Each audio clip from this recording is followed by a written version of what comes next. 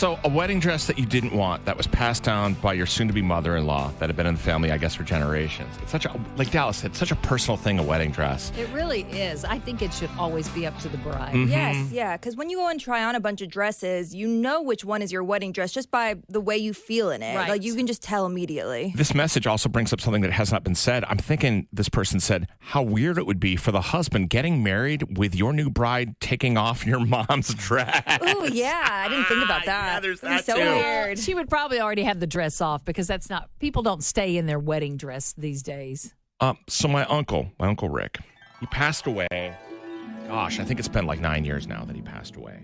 And he knew he was sick. He had pancreatic cancer, which, by the way, awful. You find out you have it, and it's not long. Terrible. So he, with his last remaining time, was very nice and graciously gifted my sister and I a bunch of things that were passed down from the family.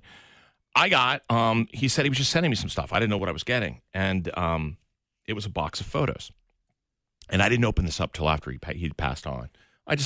Life got in the way. There just wasn't time to open this box. So opened it up and was looking through these pictures. And it was cool because there were pictures of him, my uncle, and my dad when they were kids. And they look like my boys. It's crazy to see. They look just like my kids. Miles looks like my Uncle Rick, and then my dad looks a lot like Xander. So I'm happy to have them. But there were tons of other photos of like cousins and stuff, and I don't know who these people are. Right. But it's going to be one of those things I just hang on to forever. But then there is stuff there from my grandpa from the war. There's like his service records when he was in the Navy and all this other stuff. And then I remember hearing about this photo when I was a kid. Apparently he had, when he was away overseas, he had a pinup picture of my grandmother that he put up in his locker. I love that. And the pinup picture is there inside there too. And it looks like a glamour shot from the 90s, but from the 40s of my grandma. Right. So she's in there too. So I have that as well. That was a big thing back then. Oh, I know. It's that women did. Yeah. It felt so weird to have this item though. Like, like you put that back in the box. Oh, there's grandma. That's nice.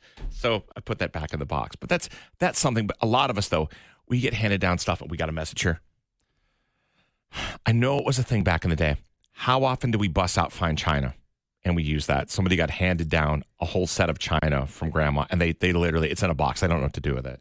They want to sell it. Yeah. That's something that they didn't want. That was something that my mother didn't have china, nor did my grandmother. I mean, I'm sure they weren't wealthy enough to buy that kind of stuff when they got married. But my grandmother did have this, I can't remember what this kind of glass is called, but it's the one that has the grapes on it, and it's the purple blue color. Yeah. Yes, yeah. And so she had the tea pitcher and the 8 glasses that went with it, and I have that. And every time I look at it, I just think about Mama Bailey, and I think about being at her house and be like, can we drink out of the grape glasses? That's what I would call them. And she was like, okay, don't tell anybody. My mom still has the plates that we used when I was a kid, like totally 80s plates with like squares and stuff. It could not get more 80s.